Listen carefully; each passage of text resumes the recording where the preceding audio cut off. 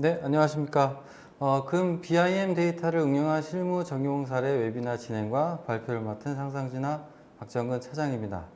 오늘은 그 첫 번째 시간으로 레빗 MEP 다이나모 적용 사례를 이야기 드리려고 합니다. 아무래도 다이나모 적용 사례이기 때문에 레빗을 실제 사용하시거나 아니면은 레빗을 도입을 해서 MEP 설계를 하시거나 하려고 하는 분들께 좀 더 도움이 되지 않을까 싶습니다. 오늘 저를 도와서 발표를 해주실 두 분을 모셨습니다. 두 분 인사해 주시죠. 네, 안녕하십니까. 오토데스크 코리아의 곽태혁 차장입니다. 저는 이제 오토데스크 코리아에서 이제 기술 지원 맡고 있고요. MEP 분야 그리고 건설 분야에 대한 지원을 하고 있습니다. 오늘 이렇게 많은 분들 이제 참석해 주셔서 정말 감사드리고, 저희가 말씀드리는 요 내용들이 좀 많이 도움이 되셨으면 좋겠습니다. 예, 안녕하십니까. 삼성진화 기술연구소 조원호 부팀장입니다. 일단 삼성진화 기술연구소에서 다이나모와 자동화 관련으로 열심히 연구를 진행하고 있고요. 실무자분들에게 좀 더 효율적이고 편리한 기능을 위해서 끊임없이 노력하고 있습니다. 좋은 내용 들려드리도록 하겠습니다. 네.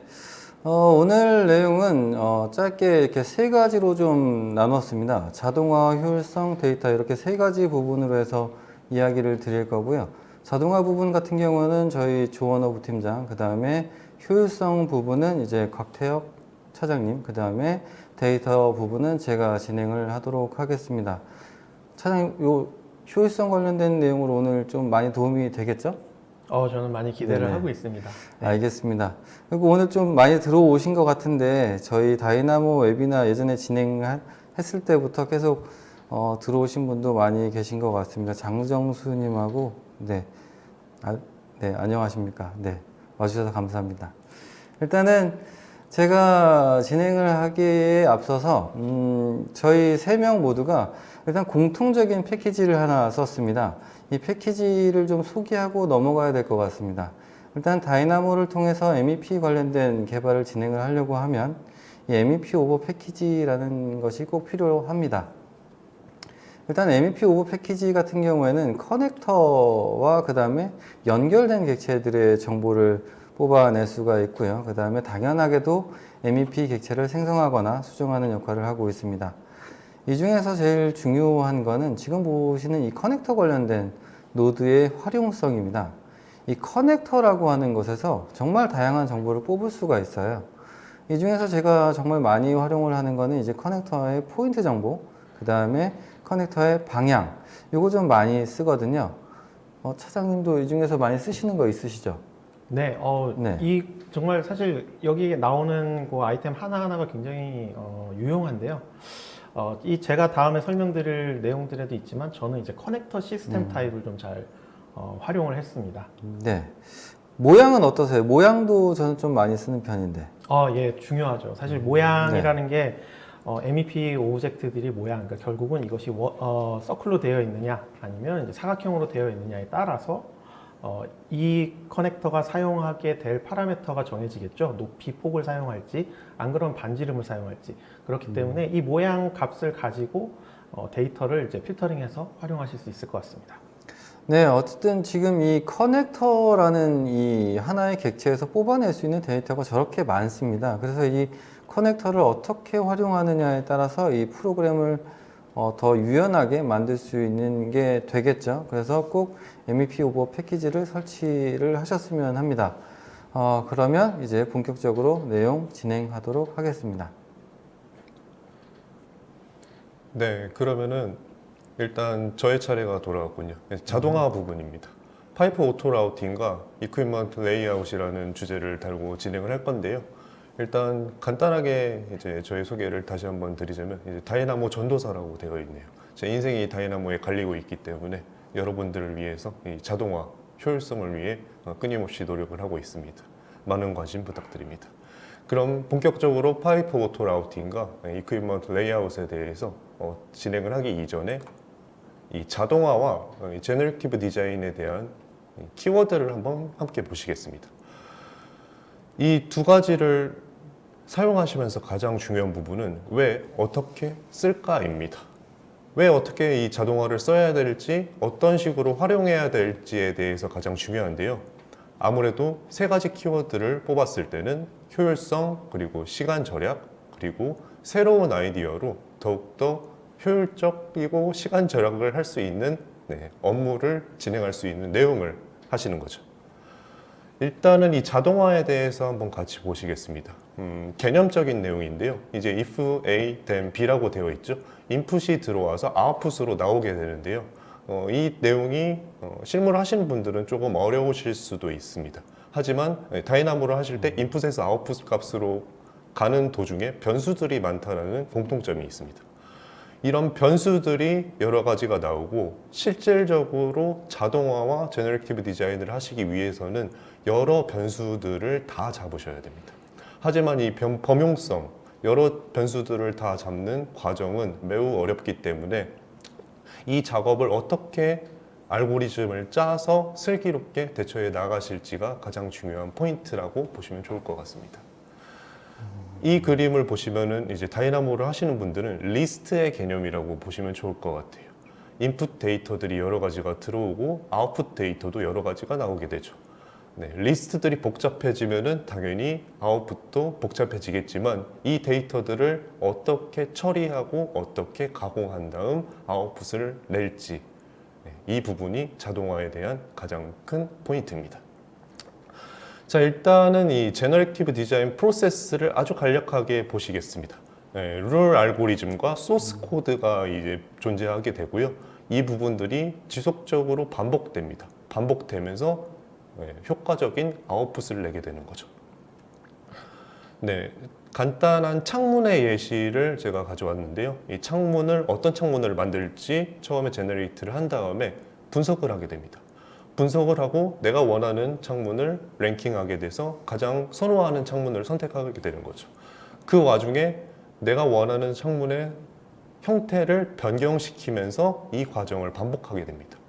그리고 최종적으로 가장 사용하기 좋은 창문을 선택하게 되고 아웃풋으로 만들어내게 되죠. 아무래도 이런 내용들이 개념적이기 때문에 이해하시기 힘드실 수도 있을 것 같아서 제가 예시를 가지고 있습니다. 한 건물에서 이제 오토 라우팅과 이퀴프 레이아웃에 대해서 사례를 제가 보여드리게 될 거고요. 이 내용을 두 가지로 나누어서 설명을 드리도록 하겠습니다. 자, 첫 번째는 이퀴프 레이아웃이고요. 두 번째는 파이프 오토 라우팅입니다.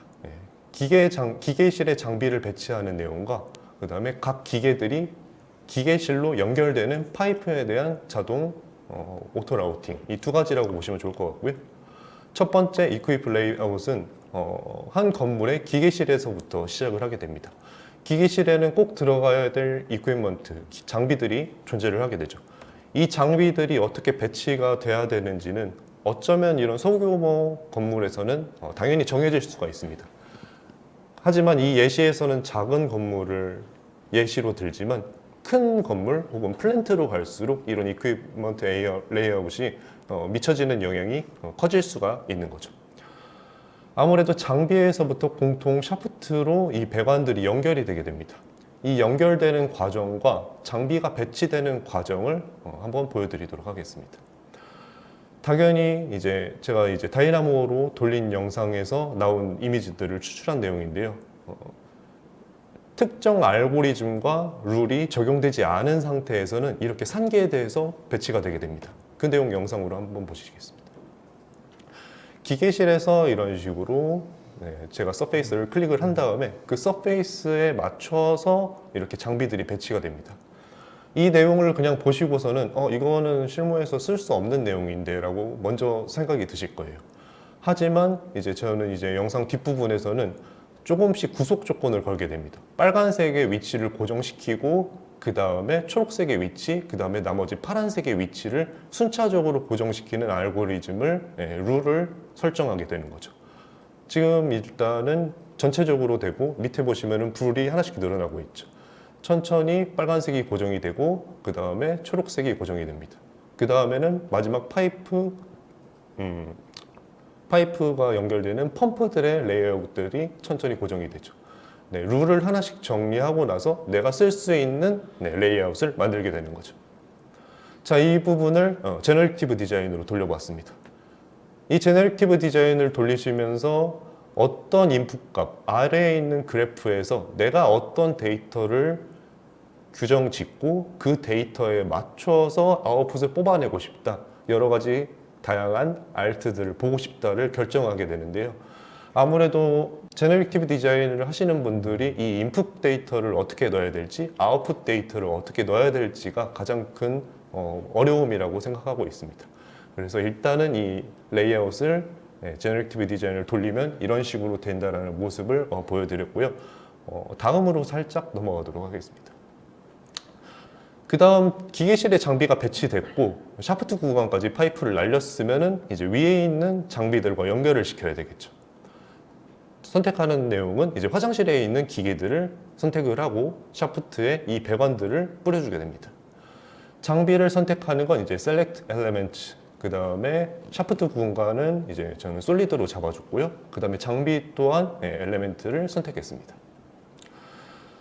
앞의 내용과 마찬가지로 처음에는 이런 식으로 쓸 수 없는 배관들이 나옵니다. 하지만 여기서 당황하시면 안 됩니다. 차분하게 보시면서 이 내용들이 어떤 식으로 정리를 해서 진짜 쓸 수 있는 데이터로 가공할 수 있을까를 생각을 하셔야 됩니다. 일단 그 지금 부 팀장님께서 얘기하는 저 선들이 네, 그 파이프에 그 라우팅 되는 그걸 한번 잡아보는 거죠. 그 제네레이티브 디자인을 이용을 해서. 그렇죠. 가능성을 네. 보는 거라고 그다음에 보시면 됩니다. 나중에 이제 저게 채택이 되면 저 선들을 파이프로 이렇게 바꾸는 작업이 필요하겠네요. 네, 그렇죠. 그 부분을 네네. 빠뜨렸네요. 네네. 제가 막 라인과 이런 빨간색 공간으로만 만들어놨지만 이제 다이나모를 하신 분들은 이제 지오메트리에 대해서 이해를 하고 계실 거예요. 라인은 파이프 패밀리로 변경이 될 수도 있고요. 포인트는 이제 중간에 엘보라든지 T 이런 배관의 커넥트 요소로 변경이 가능한 거죠.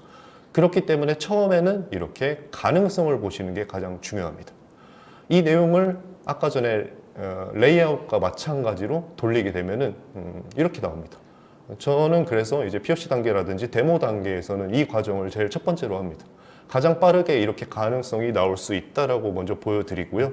그 다음에 구체적으로 룰을 하나씩 추가하게 되는 거죠. 그래서 이제 대부분 아직 사람들이 많이 모르실 수도 있지만 이 과정이 나온다라는 거는 구체적으로 룰을 하나씩 잡으면서 이게 가능하겠구나, 이거 자동화가 가능하겠네라는 가능성을 보는 단계라고 보시면 좋을 것 같습니다. 처음에 말씀드렸듯이 이 배관들은 쓸 수 없는 라인들이었어요. 그렇기 때문에 이제 실무적으로 한 단계 더 접근을 하는 거죠. 이렇게 공통적으로 들어가는 이 파란색 진한 라인들은 픽스가 돼 있어야 돼. 왜냐하면은 각 기계 배관들이 다량으로 나올 수는 있지만 이 파란색 배관들은 고정이 돼 있을수록 효율적이야. 그러면은 저는 이 파란색 배관을 임의로 하지 않고 고정적으로 배치를 시켜줍니다. 그 과정을 이제 알고리즘 프로세스를 통해서 한번 보시면은 패턴 분석과 추상화라는 개념으로 나올 수 있습니다. 처음에는 기본 로직에서 보시면은 되게 방대합니다. 방대하지만 한번 압축을 통해서 이 다이나모 스크립트를 범용성을 줍니다. 그렇게 되면 스크립트가 이제 여러 리스트들을 받아도 작동을 하게 되는 거죠. 그 다음에 방금 보여드렸던 데이터처럼 이런 파란색 부분을 추가해서 인풋 조건을 하나씩 추가를 하게 됩니다. 이런 과정을 하셔야지 이제 제너레이티브 디자인을 돌려서 더욱더 다양한 정보를 얻으실 수 있는 거죠. 당연히 제너레이티브 디자인도 돌렸죠. 하지만 보시면은 저 큰 부분이 있죠. 저 큰 부분은 이제 제가 발표를 하기 전에 좀 더 제너레이티브 디자인을 효과적으로 돌리기 위해서 노드를 좀 설계를 했습니다. 그 다음에 이 부분들을 수술을 하듯이 기존 노드에 연결을 시키고 제너레이티브 디자인을 돌리게 되면 이렇게 아까 보셨던 개념적인 파이핑보다 조금 더 실무적으로 쓰실 수 있는 파이핑이 나오는 거죠. 여기서 중요한 부분은 당연히 밑에 있는 그래프들입니다. 어떤 데이터를 뽑아서 내가 이 설계 대안을 선택할 건지가 가장 중요합니다. 지금은 이렇게 길이 장비 고정의 길이 등을 연결을 시켜놨고요. 이전에 하셨던 레이아웃도 마찬가지로 이격거리라든지 중요한 정보를 인풋 값에 넣는 과정이 가장 중요하죠. 여기서 이제 구속 조건이라던가 이런 거를 더 추가를 하면 저런 그 레이아웃이 좀 더 그 실무에 적합하게 더 가까워질 수 있다라는 거죠. 네, 맞습니다. 네네. 네. 아무래도 이런 내용들을 만드는 이유는 실무에서 사용을 하면서 효율적으로 쓰기 위함이기 때문이죠. 네. 네, 시간 단축이 가장 중요한 포인트들은 저 인풋 값과 룰들의 설정이라고 보시면 좋을 것 같습니다. 자, 이런 식으로 이제 제너레이티브 디자인 관련 자동화 관련된 내용들을 많이 연구를 하고 있고요. 문의를 주신다면 친절하게 이런 사용 방식에 대해서 알려드릴 수 있도록 하겠습니다. 네, 그럼 이제 다음 단계로 넘어가도록 하겠습니다. 네. 제가 설명드릴 내용은 이제 효율성이라는 주제를 가지고 두 가지 아이템을 한번 가지고 와봤습니다. 첫 번째는 모델링을 하는 파일에 연결되어 있는 모델에서 그 배관의 오브젝트들의 이제 끝점 커넥터 포인트를 가져와서 이제 연속성을 가지고 모델링하는 방법. 그리고 또 하나는 이제 배관의 간격을 자동적으로 이제 맞추어주는 이제 아이템 두 개를 가져왔습니다. 소개를 다시 한번 하자면 저는 이제 곽태혁 차장 오토데스크 코리아의 이제 기술 지원 담당을 하고 있습니다. 담당 분야는 MEP 분야 그리고 이제 건설 분야에 대해서 많은 이제 지원을 하고 있습니다. 네, 일단은 그 링크드 모델 간 배관 연결에 대해 설명을 좀 드리면 이거를 어디에 활용할 수 있을지 한번 고민을 해봤어요. 그래서 제가 두 가지 예시가 있을 것 같다라고 생각을 했습니다. 첫 번째는 프로젝트의 크기가 너무 크거나 건물의 개수가 많아서 동일한 공종의 이제 MEP 파일을 여러 개로 이제 관리를 해야 될 경우가 있을 수 있을 것 같아요. 그렇게 되더라도 이제 배관의 시스템이 동일하기 때문에 배관 라인들이 서로 이제 연결되어 있어야 될 필요가 있거든요. 그럴 때 사용을 할 수 있을 것 같고요. 또 다른 경우로는 이제 업무를 하는 이제 작업의 주체가 좀 다를 경우가 있을 것 같아요. 예를 들면 뭐 공장이라든지 이런 곳에서 1차 배관 모델링을 마무리를 지은 다음에 거기에서부터 연결되어서 뭐 장비까지 연결되는 2차 배관을 이제 모델링을 별도로 하신다던가 그럴 경우에는 배관이 연결되어야 되는데 파일은 이제 링크드 파일에 있는 위치를 찾아와야 되는 것이죠. 그거를 모델링을 만약에 이제 한다면 어떻게 할지 제가 한번 이제 동영상으로 한번 만들어 봤는데요. 우선은 배관은 링크드 파일에 스냅이 되지 않습니다. 그렇기 때문에 배관의 시스템이나 크기 같은 걸 정의를 지은 다음에 근처에다가 배관을 일단 모델링을 하고 그 포인트를 이동을 시켜 갖고 맞춰줘야 돼요. 단지 평면에서만 맞추면 되는 게 아니라 엘리베이션도 맞춰야 되니까 섹션에서 보면서 이동을 시켜서 위치를 맞춰줘야 되는 겁니다. 이렇게 해서 하나의 배관이 완성이 됐습니다. 그러면 그걸 가지고 배관을 이어 붙이면서 모델링을 진행하는 이런 식으로 아마 진행을 하게 될 거예요. 다이나모를 사용하지 않는다면 저는 요거를 조금 더 효율적으로 쓸 수 있는 방법을 좀 하려고 하는 건데 이제 설명을 드리자면 링크드 모델은 그 MEP 커넥션 포인트가 객체 스냅이 모델링을 하는 시점에 되지 않기 때문에 제가 만든 다이나모 코드의 결과는 이제 링크드 모델에 있는 객체 끝점에 배관을 자동으로 작은 배관을 생성을 시킨 다음에 그걸 가지고 이 파일을 내가 작업하고자 하는 파일 안에서 후속 배관 모델링을 이제 편하게 할 수 있는 그런 과정을 제공을 하는 겁니다. 다이나모 코드를 이렇게 길게 뽑아가지고 이제 간단하게 설명을 드리자면 뭐 모델을 먼저 가져와서 가져온 모델에 열려져 있는 커넥터들을 찾아내는 것. 그 커넥터를 찾아내는 것에서 아까 박정은 팀장님이 말씀해주신 MEP 오버 패키지를 활용을 하게 됩니다. 그리고 찾아온 커넥터들의 필터링을 한 번 더 거치게 되죠. 내가 쓰고자 하는 그 파이프 시스템 커넥터만 찾아내는 과정이라고 보시면 될 것 같습니다. 그렇게 찾아낸 커넥터의 다양한 이제 속성들을 정의를 한 다음에 배관을 그리고 그 배관 그린 것에다가 원본이 가지고 있는 파라미터를 복제하는 것까지 진행이 되게 되겠습니다. 뭐 이렇게 간단하게 설명을 드리자면 먼저 왼쪽에 있는 그 노드는 사실 스프링스 노드 패키지를 활용을 해서 링크드 오브젝트들의 파일들을 이제 불러오는 노드들을 사용을 했고요. 그렇게 선택한 오브젝트들 중에서 배관과 관계가 돼 있는 배관과 관계가 돼 있는 오브젝트들만 이제 필터링 한 번 더 거치게 됩니다. 그 이후에 커넥터 중에는 파이프 커넥터들도 있지만 전기나 덕트 커넥터들도 있어요. 그런 부분들을 필터링하는 과정을 통해서 내가 쓰고자 하는 파이프 커넥터들만 필터링을 해서 쓰게 됩니다. 그렇게 가져온 것과 이제 그 시스템들을 정의를 하는데 그건 좀 양이 많으니까 조금 넘겨서 이제 배관은 이제 이렇게 그 라인을 가지고 배관을 만드는 커넥터들을 통해서 배관을 만들게 되고요. 만든 커넥터에서 원본이 가지고 있는 그 파라미터들 중에 쉐어드 파라미터 그 중에 입력이 되어 있는 데이터들만 골라서 이제 새로 만든 파이프에다가 복사해서 집어넣는 걸로 이제 마무리가 되게 됩니다. 그러면 그것을 활용하면 어떻게 이제 동작이 간편해지는지 한번 보실 텐데요. 만든 노드는 이제 다이나모 플레이어에다가 저장을 해놨습니다. 실행을 시키고 그냥 연결되어 있는 배관하고 커넥터들을 선택만 해주면 돼요. 선택해서 확인만 누르면 벌써 만들어져 있습니다. 그리고 만들어져 있는 곳에 저 왼쪽에 속성들을 보시면 링크드 오브젝트에 있는 파라미터 속성들이 다 가져와지게 되고요. 그거를 가지고 아까와 같이 동일하게 현재 파일에서 모델링 연결 작업을 하시면 됩니다. 그러니까 지금 그 링크되어 있는 그 객체에 그 파이프 끝이라던가 있는 그 커넥터의 정보를 이용을 해서 지금 현재 프로젝트에 간단하게 파이프를 만들고 그 다음에 거기에 원래 링크되어 있던 그쪽의 데이터까지 이렇게 옮겨준 상황인 거네요. 네, 맞습니다. 네네. 그런 과정들을 사실 손으로 하게 되면은 네.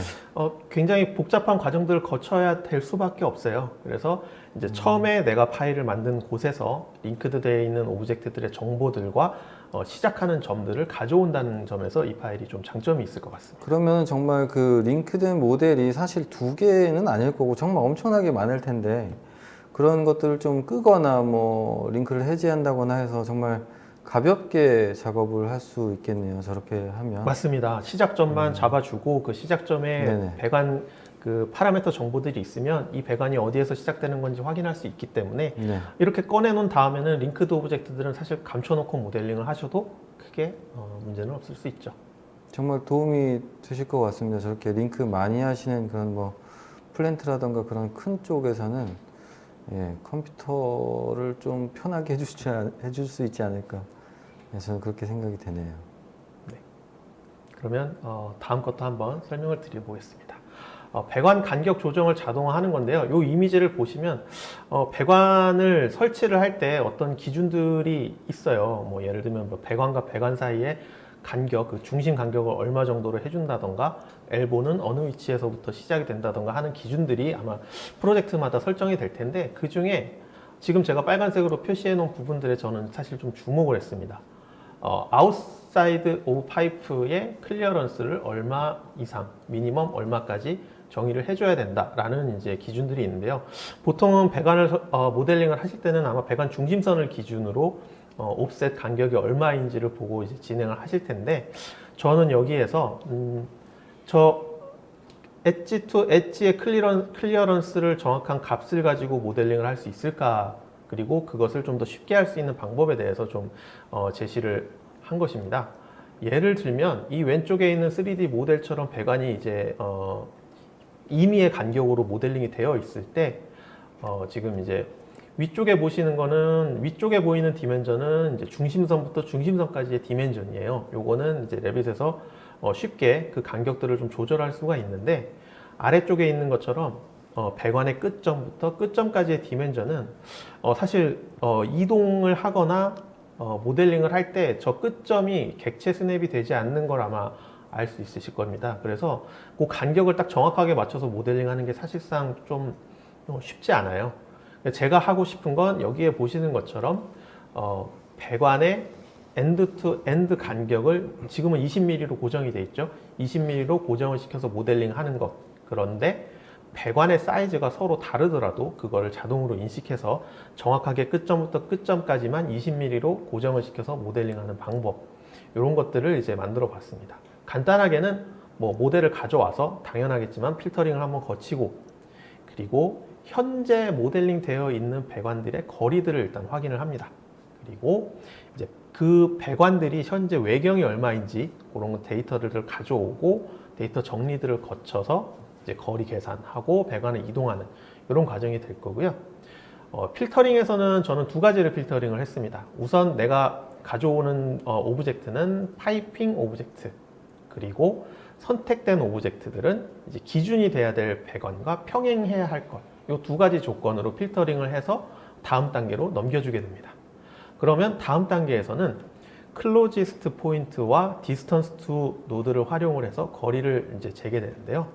한 점과 직선 간의 거리의 최단 거리는 이제 그 수직선이죠. 그러니까 최단 거리를 가지고 값을 구하면 이게 결국은 이제 옵셋 간격을 정의를 하는 게 될 수 있기 때문에 이렇게 값을 잡아서 다음 단계로 넘겨주게 됩니다. 그렇게 넘겨준 데이터와 함께 지금 아웃사이드 다이아미터라는 이제 배관 안에 들어있는 그 외경 값을 가져오게 되죠. 그 값도 다음 단계로 넘겨주게 됩니다. 이 단계에서 우리는 파이프의 외경과 현재의 간격, 그리고 앞으로 얼마만큼 이동해야 된다 한다는 간격, 그 세 가지 정보를 갖게 됐어요. 그 세 가지 정보를 지금 여기에는 뭐 파이썬 노드도 있고 스크립트도 좀 적혀 있는데 사실은 간단한 수학입니다. 그걸 가지고 거리, 뭐 덧셈, 뺄셈으로 수학을 해서 이제 거리를 이동시키고 그 이동시킨 곳으로 이동시키는 노드라고 볼 수 있겠습니다. 정말 간단한 수학 맞습니까? 이거? 덧셈과 뺄셈만 있습니다. 아, 이 네. 자료는 나중에 팀장님께서 이제 소개를 해주시겠지만 그 다이나모 카페에 이제 공개가 될 것이고 보시면 정말 덧셈과 뺄셈만 있는 거 아실 수 있을 거예요. 그 이상은 쓰지 않았습니다. 마치 선생님이 이거 다 쉽다고 알려주는 거랑 좀 비슷한 느낌이긴 한데 네, 계속 맞습니다. 진행해 주시죠. 네, 그래서 그렇게 했을 때 이게 어떤 식으로 이제 진행이 되는지 한번 영상으로 한번 확인을 해볼게요. 마찬가지로 다이나모 플레이어 안에 집어넣고 파라미터를 입력하는데 첫 번째는 기준이 될 배관입니다. 기준이 될 배관을 정하고 그 기준 대비 이동시킬 배관을 선택하고 재생만 눌러주면 이렇게 간격이 정확하게 이동되게 되고요. 지금 보시면 이런 것들을 사실 모델링으로도 하실 수 있어요. 당연히 직접 레빗 안에서 모델링으로도 하실 수 있지만 지금 이런 작업들은 편의성을 좀 높여준다고 보시면 될 것 같습니다. 그냥 단순하게 몇 개 클릭해가지고 그 이동 간격들을 이동시키니까 아마 모델링 하는데 좀 도움이 되실 것 같고요. 그리고 이 노드는 단순히 특정 평면이나 단면에서만 이동되는 것이 아니라 3D에서도 활용을 할 수 있기 때문에 조금 더 활용성이 늘어날 수 있을 것이라고 생각이 듭니다. 아마 많이 도움이 되셨으면 좋겠고요. 뭐 이 자료들이 공개가 되고 나면 이제 실무에서 활용을 하시면서 또 많은 피드백 주시면 반영을 하고 또 업데이트 진행할 수 있을 것 같습니다. 저는 여기까지 두 가지 소개를 해드렸습니다. 네, 마지막 제 빔 데이터를 응용한 전기 분야 사례, 그 다음에 케이블 오토 라우팅, 물량 산출, 과적 체크에 대해서 말씀을 드리겠습니다. 저는 뭐 다시 한번 소개해드리면 연구소에서 근무를 하고 있고, 그 다음에 레빗박스라던가 스텝박스, 다양한 빔 관련된 개발과 그 다음에 유튜브 소주장군으로 해서 다이나모 관련된 방송을 계속 하고 있습니다. 네, 그러면 바로 내용 말씀드리겠습니다. 일단은 제가 말씀드린 것 중에 케이블의 길이 산출에 대해서 먼저 좀 이야기를 드리겠습니다. 케이블의 길이 산출을 하는데 일단 지금 상황을 좀 설명을 하나 드리겠습니다. 아까 질문에서도 이렇게 어떤 조건이 있어야 되는지 이야기 주시는 게 있더라고요. 일단 이 조건을 한번 보시기 바랍니다. 일단 케이블 길이 산출을 하기 위해서 일단 모델이 준비되어 있는 상황인 거고요. 지금 보이시는 모델은 그 콘딧과 그 다음에 전기 객체가 연결되어 있는 상황입니다. 그 다음에 엑셀 데이터가 하나 준비되어 있어요. 엑셀 데이터 안에는 케이블의 넘버, 그 다음에 프롬프트 정보, 그 다음에 S3에서 S4 객체까지 가는 그 패스에 관련된 정보가 들어 있습니다. 기타적으로 케이블의 인포메이션도 들어가 있고요. 그 패스에 관련된 저 C3, B2, C2 저런 정보는 그 분기점을 기준으로 그 마크가 등록되어 있는 거고, 지금 이 사례는 이제 업체마다 틀릴 수가 있어요. 하시는 방법이. 그리고 사실 이 사례는 이 2D를 이제 3D로 전환하는 상황에서 저런 데이터가 준비되어 있다고 생각을 하시면 됩니다. 일단 이거는 바로 BIM을 가지고 오토 라우팅을 하는 경우는 아닌 거죠. 왜냐하면 엑셀에 이미 경로 데이터가 있잖아요. 그래서 어쨌든 지금 이런 상황에서 저런 S3에서 S4까지 가는 이 원 케이블의 길이를 한번 어떻게 구하는지 설명드리겠습니다. 자, 일단은 처음에 할 일은 S3에서 연결된 그 객체들을 확인을 하는 겁니다. 아까 제가 처음에 말씀드렸지만 MEP 오버 패키지에서 그 커넥터 정보를 활용을 하면 그 연결된 객체들을 뽑아낼 수 있다고 이야기 드렸습니다.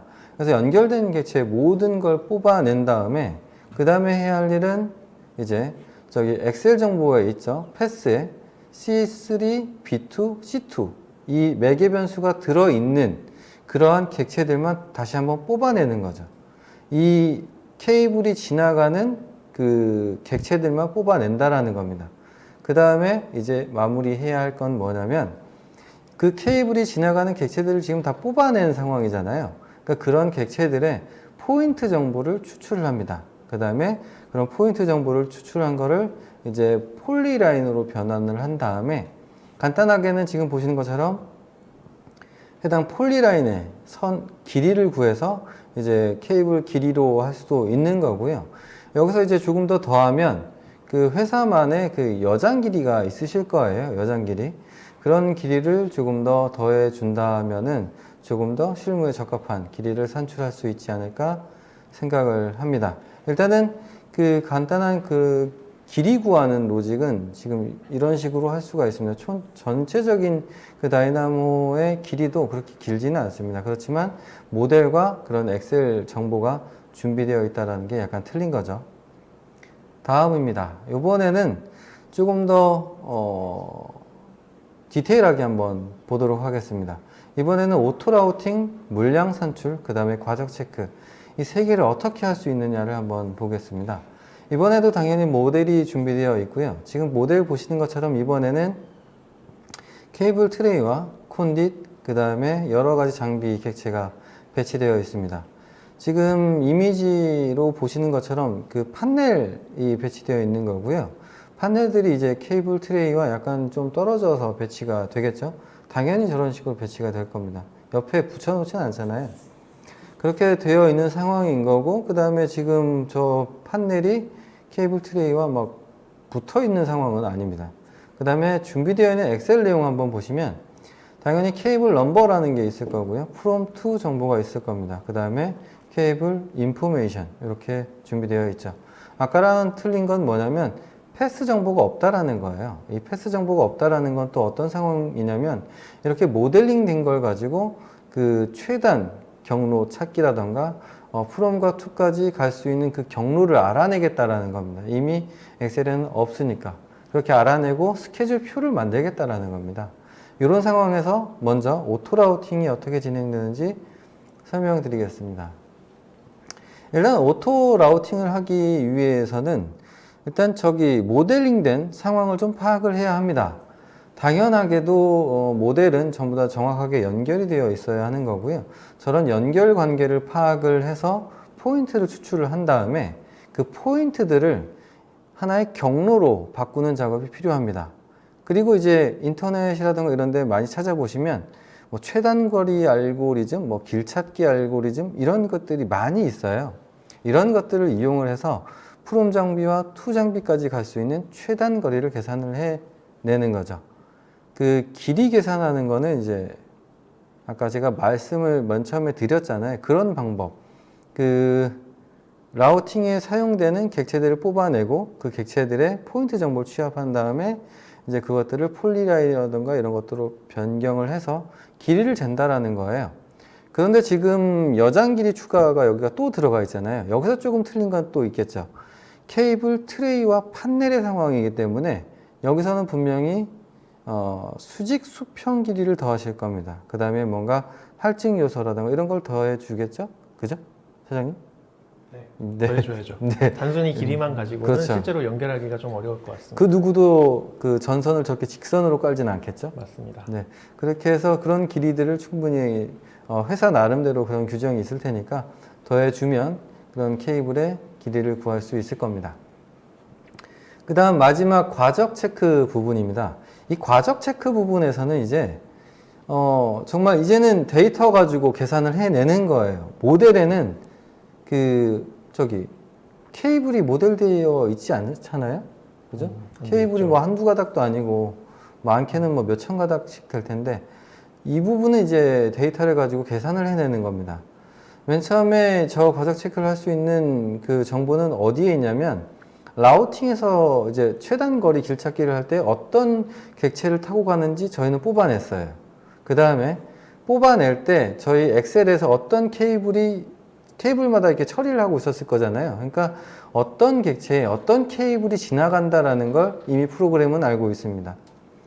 그리고 또 하나가 있었죠. 여태까지 쓰지 않았던 거. 케이블의 인포메이션. 그죠? 볼테이지 정보, 카테고리, 그 다음에 코어의 개수라던가 이런 것들 있습니다. 이게 뭐 하이 볼테이지냐 이런 것들 정보가 있잖아요, 엑셀에. 그런 정보를 이용을 해서 지금까지 나온 데이터와 연계를 한 다음에 과적 판별식이 회사마다 약간 틀립니다. 표준 그 과적 계산식이 있지만 회사마다 약간 틀린 그런 그 과적 판별식을 통해서 과적 체크까지 진행을 할 수가 있습니다. 이런 과적 체크 부분은 순전히 이제 데이터를 가지고 해내는 과정인 거죠. 이렇게까지 해서 이제 이거를 다이나모로 만들면 쉬울까요, 사장님? 이거 어떻게 생각하세요, 이거? 사실 이 정도까지 만드는 걸 다이나모만으로 구현하는 거는 사실은 쉽지는 않을 것 같은데요. 그렇죠. 네. 네. 아무래도 지금 제가 설명드린 내용이 뭐 길찾기 알고리즘, 그 다음에 뭐 다른 길이 산출, 그 다음에 케이블 데이터 이용 이런 것들이 많은 부분 엮여 있기 때문에 지금 제가 일단 구체적인 그런 알고리즘은 알려드렸지만 이걸 구현을 하려면 저는 이제 다이나모에서 하시려면 이걸 기능을 쪼개서 이렇게 만드는 거 추천을 드립니다. 그리고 이거는 이제 지금 사용자가 원하는 뭐 정보 입력을 해야 한다던가 아니면은 그 취합된 데이터를 보여주는 UI가 따로 이렇게 필요하기 때문에 API로 개발되는 게 맞습니다. 이제 이걸 전부 다 구현을 하려면. 그래서 제가 준비한 게 이런 케이블 박스 래빗 API 애드인입니다. 사실 이 케이블 박스 관련된 이야기는 제가 일전에 그 다이나모 웨비나 3차 때 요거 내용을 좀 이야기했었습니다. 케이블 관련된 길이를 산출해 본 적이 있다고 이야기 드렸고 그 이후에 이제 다른 업체들과 이제 실무 뭐 테스트를 거쳐서 지금 많이 좀 업그레이드 된 상황입니다. 이 케이블 박스라는 래빗 API 애드인이 주요 기능은 지금 보시는 것처럼 케이블 오토 라우팅, 그 다음에 라우팅 스케줄, 그 다음에 길이 산출, 그 다음에 과적 체크 이렇게 네 가지 기능이 주 기능입니다. 한번 동영상을 보시고 제가 어떻게 구현을 했는지 한번 확인을 한번 해보시죠.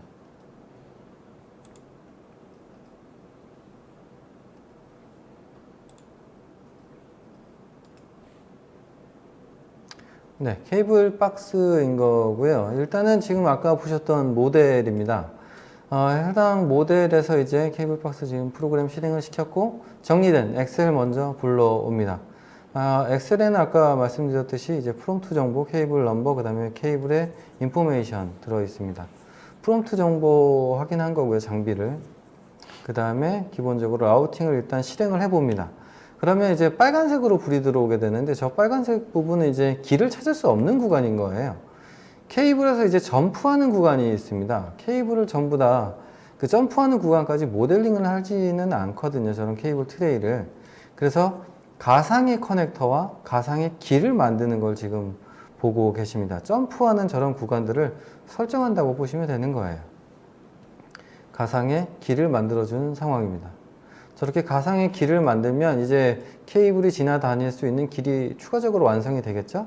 그 다음에 라우팅 실행을 하면 지금과 같은 결과가 나옵니다. 케이블 스케줄, 그 다음에 총 길이까지 나오게 되는 거죠. 해당 케이블의 총 길이까지 전부 다 이상 없이 결과가 나오게 됩니다. 해당 버튼 누르면 이제 라우팅에 사용되는 모든 객체를 저런 식으로 확인을 할 수가 있는 거고요. 그 다음에 하나 저렇게 선택된 거를 간단하게 케이블을 모델링 할 수 있는 기능을 좀 넣었습니다. 저걸 왜 넣었냐면 저렇게 모델링된 케이블을 직접 확인을 하고 그 다음에 저 길이에 대한 의심을 또 하실 수가 있잖아요. 저 모델을 보고 길이를 뽑아내면 저 길이와 맞는지 한번 확인해 보시면 되는 거고요. 지금 보이시는 상황은 실제 과적 체크를 하기 위해서 실제 가용 가능한 그 트레이에 정보를 입력한 상황입니다. 이제 케이블 트레이나 콘딧 이쪽에 타고 있는 그 케이블의 정보를 보고 있는 상황인 거고요. 이건 이제 순전히 데이터로 지금 들어가 있는 상황인 거죠. 프로그램이 돌아가면서 전부 다 그런 데이터를 취합을 한 상황인 거죠. 과적 체크를 진행을 합니다. 아까 실제 가용한 그 값과 이제 계산식을 이용해서 과적 체크를 진행을 하게 되는 겁니다. 과적 체크가 전부 다 오케이 난 상황인 거고요. 얼마만큼 여유가 있는지, 얼마만큼 사용되고 있는지 확인할 수가 있습니다. 그 다음에 맨 마지막 기능으로는 프로그램이 종료된 이후에도 이제 케이블 트레이라던가 이런 것들을 선택을 했을 때 어떤 케이블이 지나갔었는지 확인해 줄 수 있게끔 해당 정보를 저렇게 입력을 해 두는 겁니다. 이렇게 하면 저희 그 케이블 박스라는 프로그램이 종료된 이후에도 케이블 트레이라든가 콘딧에 타고 있는 케이블의 정보를 알 수가 있겠죠.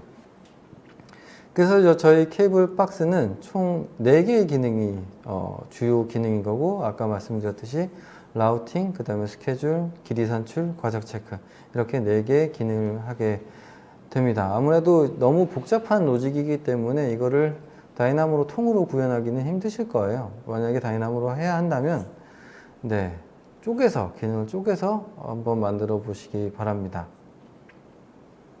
일단 제가 설명드린 BIM 데이터를 활용한 내용은 여기서 마무리하겠고요. 저희 뉴스 소식 2가지 좀 안내해 드리겠습니다. 맨 처음에 상상진화 저희 회사 관련된 이야기고 그 다음에 다이나모 유저그룹 관련된 소식 알려드리겠습니다. 일단 제가 처음에 말씀드렸듯이 지금 이게 1차 웨비나입니다. 1차는 이제 MEP 관련된 사례를 지금 이야기 드리고 있는 거고요. 2차는 4월 15일 날 10시 반 똑같은 시간에 진행이 되게 되고 그때는 이제 건축 쪽 분야로 이야기하려고 합니다. 초기 디자인과 모델링 자동화, 그 다음에 도면 자동화. 이제는 좀 자동화, 오늘도 자동화 관련된 이야기 많이 했잖아요. 그래서 다음 2차에서도 이런 자동화 관련된 이야기를 좀 많이 드리려고 합니다. 그래서 2차에도 많이 참여를 좀 해주시기 바랍니다. 그 다음에 유저그룹 이야기 드리면 이제 저희가 유저그룹이라는 걸 이제 1년 넘게 운영을 해 오고 있는데 지금은 네이버 카페와 그 다음에 카카오톡 오픈 채팅 이쪽으로 해서 2개를 병행해서 운영을 하고 있고 매주 목요일날 오후에 라이브 방송을 하고 있습니다. 오늘도 오후에 방송이 진행될 예정이고 오늘은 그 경사진 그 파이프에 대해서 방송이 나갈 예정이에요. 한번 참여 한번 해주시면 좋을 것 같고 그 다음에 중요한 거 저거죠? 웨비나 샘플 자료 등록 차장님 저거. 네. 오늘 제가 소개드린 자료는 카페에 이제 샘플 자료로 등록을 해 드릴 예정이고요. 일단은 다운 받으셔서 활용을 해 보시고 실무에도 좀 활용을 하실 수 있었으면 좋겠고 활용을 하시면서 좀 고쳤으면 좋겠는 부분이나 추가적으로 더 들어갔으면 좋겠구나 생각하시는 부분들은 저희와 생각을 공유해 주시면 그 자료도 업데이트를 하고 또 좋은 자료들을 공유할 수 있는 위치로서 좀 카페가 활성화될 수 있었으면 좋겠습니다. 네, 차장님께서 어쨌든 저희 카페에 오늘 발표해 주신 자료 다이나모 파일 올려주신다고 하니까 그쪽에 오셔가지고 다운로드 하신 다음에 사용 한번 해보시기 바랍니다. 얼마나 잘 되는지 한번 테스트 한번 해주세요. 네. 그 다음에 마지막 Q&A인 거고요. 저희가 오늘 지금 제가 오늘 이거 2분 먼저 발표하는 동안 많은 질문이 올라오더라고요. 오늘 제가 질문을 다 답변은 못 해드리겠지만 지금 여기 보시면 저희 상상진화 카카오톡 채널이거든요. 이쪽에 오셔가지고 추가적인 질문이라던가 궁금사항 한번 여쭤보시면 될 것 같습니다. 일단은 저희가 질문 들어온 거 한번 답변 드려보도록 하겠습니다.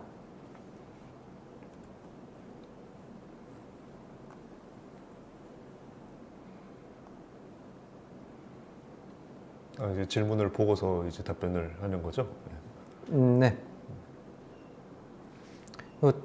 그 차장님 여기 효율성을 상상시키려면 링크 모델관 배관을 어떻게 하는 건지 요거 이민수님께서 네네네. 이야기해 주신 거 요거 차장님께서 한번 대답해 주시죠.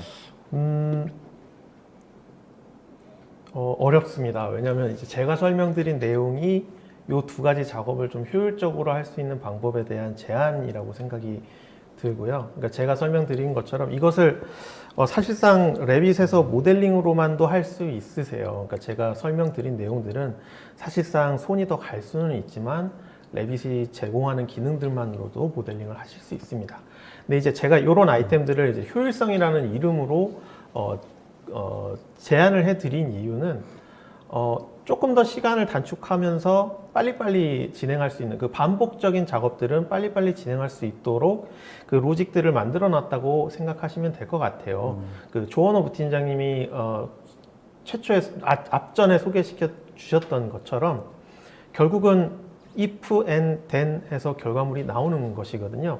그렇게 생각을 했을 때 우리가 결국은 지금 제가 소개드린 작업들은 로직은 굉장히 간단합니다. 이거를 어떤 간격으로 놓는다던가 어떤 포인트에서부터 배관을 이어붙인다던가 그것을 자동화를 시켜서 시간을 좀 단축시키고 효율적으로 작업에 시간을 좀 단축시킬 수 있는 방법으로 이제 쓰시면 될 것 같습니다.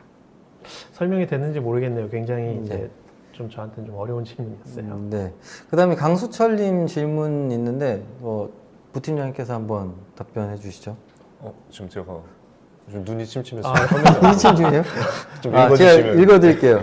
스마트 팩토리 컨설팅을 하고 있습니다. 해당 툴을 공장 내 물류, 설비 최적화 배치 설계에 활용하기 위해 도입한다면 중요한 건 이 부분인 것 같아요. 어느 정도 툴에 대한 숙련이 필요한지. 숙련이라 숙련, 말씀하시면 예. 제가 도와드리면 조금 더 빨리 하실 수 있긴 하겠지만 아무래도 이 룰을 짜는 게 이제 케이스 바이 케이스로 되게 어렵습니다. 예. 쉽다라고 말씀을 드리긴 힘들고요. 지금 일단 규모에 따라서는 적용이 다 가능한 상태고요. 규모에 따라 적용이 가능하지만 이제 어떤 분야인지 어떤 위치인지에 따라서 환경에 따라서도 이제 이 조건이 다 달라집니다. 그런 부분들을 이제 뭐 저와 함께 좀 이렇게 얘기를 나누시면서 룰들을 좀 정리하시고 그 활용법에 대해서 이제 같이 얘기를 나누시면 좋을 것 같습니다. 그래서 초기 이제 스타터가 바로 진행을 하기에는 조금은 쉽지는 않지만 그 방법론적인 건 설명을 드릴 수 있을 것 같습니다. 네, 제가 조금 더 이야기 드리면은 일단은 그 툴, 다이나모는 그 비프로그래머를 위한 프로그램이기 때문에 그렇게 다가가기가 어렵다라고는 저는 그렇게 생각은 안 합니다. 그렇지만 이런 최적화 배치라던가 이런 것들을 하기 위해서는 지금 이 어떤 걸 어떻게 하실지 모르겠지만 그 하고자 하는 일에 대해서 그런 분해하는 거 있잖아요. 그 일을 하나하나씩 쪼개서 그 다음에 그 쪼갠 일들이 어떤 공통점을 가지고 어떤 공통 알고리즘을 가지고 이제 처리해 나가면 될지 그런 식으로 분해를 한 다음에 어떤 공통사항 찾고 이런 식으로 알고리즘을 하나하나 세워 나가는 게 좀 연습이 많이 되면 좀 더 쉽지 않을까 생각을 합니다. 너무 추상적으로 접근을 하면 프로그램도 좀 산으로 가거든요. 그래서 좀 구체적으로 이렇게 한 다음에 좀 더 생각을 정리해 나가면서 만들면 저는 좋을 것 같습니다. 그 다음에 차지용님께서 질문 주신 게 있거든요. 배관 연결 기능이 이상이 없는지 시뮬레이션 할 수 있는 부분이 있을까요? 라고 하는 건 이건 제가 답변을 드리면 아까 제가 계속 얘기 드렸지만 커넥터라는 게 거기서 이제 연결이 되는지 안 되는지도 확인을 할 수가 있어요. 뭐 요거에 대한 아이디어를 잠깐 그냥 드리면 제가 다이나모를 이용해서 이런 걸 한다고 하면 이거 지금 사실 그런 상황 많잖아요, 차장님. 그냥 이렇게 막 붙여놓은 거. 예, 그죠? 예, 맞습니다. 실무에서도 많지 네, 않아요, 네. 그런 거? 사실 네. 단순히 배관이 연결되어 있느냐 안 되어 있느냐를 판단하는 거는 그 레빗에서 기본 기능으로 제공하는 부분이 있습니다. 네네. 그 어널리시스 탭에 커넥션을 확인할 수 있는 그런 그런 아예 기능이 기능도 있어요. 준비되어 예, 예. 있군요. 그래서 연결이 되어 있지 않으면 그 부분에 이제 느낌표가 나와서 와. 그 부분을 바로바로 확인할 수 있는 기능들이 있습니다. 네네. 그런 부분도 있고, 만약에 다이나모를 이용한다고 하면, 저는 이제 그 커넥터의 포인터에 뭐 솔리드를 만들어서 간섭 체크를 한다던가, 뭐 그런 로직을 이용할 수가 있을 것 같습니다. 네, 그 다음에 윤성원님 질문이,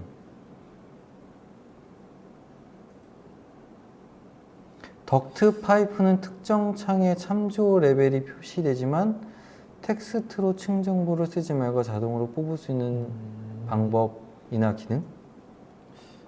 요거는 혹시 이렇게 생각하신 게 아닐까, 뭐 틀릴 수도 있지만 제 생각은 아마 그런 거였던 것 같아요. 이제 덕트나 파이프는 이제 참조 레벨로 레벨 정보가 이제 나오는데, 네네. 예, 그런 레벨 정보를 아마 뭐 활용하기 위한 그 별도의 파라미터에다가 이제 값을 이제 직접 적으시거나 뭐 그런 걸 네. 하지 않으실까 싶은데, 만약에 제가 말씀드린 게 맞다면 그 부분은 뭐 다이나모에서 이제 파라미터 값을 불러온 다음에 이제 특정 파라미터에다가 값을 적는 걸로 해결하실 수 있을 것 같습니다. 충분히 가능할 것 같습니다. 굳이 애드인까지 안 가도 이거는 뭐 다이나모로도 충분히 가능할 것 같습니다. 네. 그 다음에 또 계속 쳐다보면, 네. 대규모 빌딩 규모가 아닌 중소형 설비 라인에 따른 배관유 설계에 적용하기에는 적절한지요. 이게 어떤 오토라우팅 말씀을 하신 건지, 네. 일단 오토라우팅 같은 경우에는 이런 중소형 설비 라인을 한다는 건 어떻게 생각하십니까? 네, 일단은 제가 예시로 보여드렸던 건 이제 화장실만 일단 보여드린 거죠. 화장실에서의 그 배관이 이제 기계실로 간다라는 내용이었는데, 이제 이건 한 가지 예시일 뿐입니다. 아무래도 이제 전등 배관이라든지 전기 배관이죠. 아니면은 뭐 소방 배관 이런 것도 다 적용이 가능한 상태고요. 이제 그렇게 된다라고 했을 때는 룸 기반에서 천장을 인식하고 그다음에 EPS라든지 샤프트로 이어지는 공간을 타고 어디로 간다 이렇게 되겠죠. 그래서 시작 포인트와 끝나는 포인트들에 대한 내용들이 정리가 일단 되고 나서 이 로직을 어떻게 정리할지 그 다음에 어떻게 적용할지를 고민을 하시면 좋을 것 같습니다. 네. 그래서 일단은 규모에 따라서 내용들의 반영은 될 수 있는 알고리즘이라고 보시면 좋을 것 같습니다. 그래도 뭔가 그런 그 알고리즘이 정형화되어 있거나 좀 그래도 특정 구체적으로 좀 더 내려가면 좀 더 알고리즘을 짜는데 좀 쉽지 않을까요? 네, 아무래도 네. 특정 어떤 아까처럼 뭐 화장실을 딱 그냥 그렇게 해버린다던가 그렇게 그렇죠. 되면 예, 네. 그 사용하려고 하는 용도와 타겟에 따라서 좀 더 이제 노드가 달라진다라고 보시면 될 것 같아요. 예. 네. 그 다음 김동훈님 질문 한번 차장님께서 한번 이야기해 주시죠. 요거는 좀 제가 약간 질문의 의도가 정확히 파악이 못 된 걸 수도 있습니다. 사실 배관을 모델링을 할 때 이제 최근 이제 버전의 레빗에서는 그 중심선 기준으로 엘리베이션을 맞추는 것과 함께 이제 상단 기준, 하단 기준으로 이제 엘리베이션을 맞춰서 모델링을 할 수 있는데, 제가 잘못하는 걸 수도 있어요. 이게 이제 외경 기준으로 모델링이 되거든요. 그래서 제가 잘못하는 거면은 이제 좀 사과를 드려야 되는 것 같은데, 이제 저는 이제 모델링을 할 때 이제 만약에 아래 기준 그 버텀 기준으로 하면 그 버텀 값은 이제 배관경 외경으로 알고 있었습니다. 네네. 만약에 이게 내경 기준으로 모델링이 된다라고 가정을 하고 이게 어떻게 해결할 수 있는지를 설명을 드리자면, 방금 이제 제가 소개해 드린 것처럼 이런 것들은 정보를 가지고 와서 이동시켜야 될 엘리베이션을 판단을 한 다음에 올려주는 걸로 모델링 문제를 해결할 수도 있습니다. 네. 혹시나 잘못된 거면 저희 예. 카페에다가 다시 글, 뭐 사제글과 예, 제가 정정한 뭐 그런 내용을 좀 섭고대지하는 그 사진과 함께 네. 정정글을 카페에 글을 다시 올려주시기 올리도록 바랍니다. 하겠습니다. 네. 그 다음에 이제 김태식님 질문 보면 그 길이 산출 시 연결된 객체의 모든 정보를 뽑아내야 된다고 제가 이야기를 드렸는데요.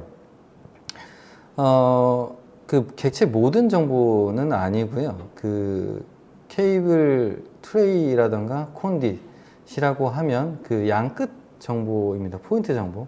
그 다음에 피팅류는 좀 틀리죠. 피팅류는 패밀리 인스턴스이기 때문에 그 패밀리가 배치된 그 좌표를 뽑아낸다라고 보시면 될 것 같습니다. 피팅류는 또 거기서 또 하나가 더 있죠. 피팅류면은 이게 뭐 어디로 꺾일지를 모르잖아요. 이게 십자일 수도 있는 거고, 뭐 T도 있는 거고. 그래서 피팅류에 사용된 커넥터의 방향과 그 포인트도 다 뽑아내야 되는 거예요. 결국에는 포인트 좌표를 뽑는다는 겁니다. 포인트 좌표를 다 취합을 해서 그 포인트들이 선형 정보로 제가 길을 만든다라는 거예요. 어떤 트레이가 이렇게 하나가 있으면 트레이는 이쪽에서 이쪽 방향으로 뭔가 전선이 갈 수가 있고, 그 다음에 이쪽에서 이쪽으로 갈 수가 있다. 이런 걸 정의하기 위해서 포인트 정보를 뽑는다고 이야기할 수가 있습니다. 그 외에 다른 정보는 뭐 그렇게 뽑아서 쓴 건 없어요. 과적 체크할 때 있겠죠. 케이블 트레이라고 하면 뭐 폭과 높이 이런 것들. 네. 그 정도 추가적으로 이야기할 수가 있겠네요. 그 다음에 이제 김혜진님 질문. 네. 링크된 모델 커넥터의 위치값 변경을 확인할 수 있는 방법. 이게 아까 제가 설명드린 네. 걸로 아마 보신 것 같은데요. 저도 이 질문을 보고 생각을 해봤습니다. 확인할 수 있을 것 같아요. 그러니까 어떻게 하냐면 지금 모델 커넥터, 그러니까 링크된 모델의 커넥터 포인트의 위치를 알고 있기 때문에 거기에 이제 지금 내가 모델링하고 있는 모델의 커넥터 위치와 이제 거리나 이런 것들을 판단을 해서 이게 붙어 있다, 안 그러면 이제 떨어져 있다라는 걸 판단할 수 있을 것 같습니다. 그런 걸 만들 수 있을 것 같고, 그 활용 방법은 아마 이렇게 될 것 같아요. 먼저 모델링을 다 하셨는데 링크가 되어 있는 파일이 업데이트가 되면서 이제 그 1차 배관의 접합 부분이 위치가 변경이 되었다. 그러면 이제 저희의 배관 2차 배관 위치도 변경을 해야 되겠죠. 그런 상황이 됐을 때 어떤 제가 말씀드린 로직대로 이제 다이나모를 실행을 시키면서 어느 위치가 문제가 발생했는지를 파악하고 그 부분에 대한 모델링을 변경하는 그런 식으로 진행을 하실 수 있을 것 같습니다. 네, 일단은 링크되어 있는 모델에도 엘리멘트 아이디라는 게 있잖아요. 그죠? 네. 그러니까 지금 엘리멘트 아이디를 약간 조금 더 엮어서 현재 지금 이 커넥터 링크되어 있는 거에서 제가 지금 프로젝트에 파이프를 만들었잖아요. 그러면 이제 링크된 모델의 어떤 객체 그 아이디를 지금 현재 이 파이프에 적어 놓으면 그러면은 정말 딱 그게 이제 업데이트돼서 딴 데로 갔는지 네. 확실하게 알 수 있겠죠? 네, 바로 연결을 시켜서 네네네. 걔만 가지고 그렇죠. 그 아이디로 확인할 검색을 수 하는 있죠. 거죠, 아예 그냥. 맞습니다. 네, 그런 식으로 하면 충분히 가능할 것 같습니다. 그 다음에 이제 박완주님 질문이신데, API를 통해 기존 시스템 구성 연계로 자동 인풋이 가능한가요? 네, 일단은 이게 정확하게 구체적으로 어떤 내용인지 제가 잘 파악은 안 되지만, 어떤 내용을 인풋을 할지 뭔가 정확하게 정리만 된다면 뭐 이런 내용은 그렇게 어렵지 않아 보입니다. 이거는 뭐 좀 더 구체적인 내용이 좀 필요할 것 같은 질문인 것 같아요. 혹시 이거에 대해서 답변해 주실 수 있나요? 좀 많이 좀 뭉뚱그려진 질문 같아서 일단 어떤 내용을 인풋할지 그것만 정리된다면 충분히 가능할 걸로 보입니다. 일단 저희가 준비한 건 여기까지인 거고 오늘 이 질문은 여기서 마무리하도록 하겠습니다. 네, 일단 저희 오늘 웹이나 준비한 내용은 발표는 전부 다 끝났고요. 4월 달에는 2차 웨비나도 많이 참석해 주시기 바랍니다. 그러면 오늘 웨비나 여기서 마치도록 하겠습니다. 감사합니다.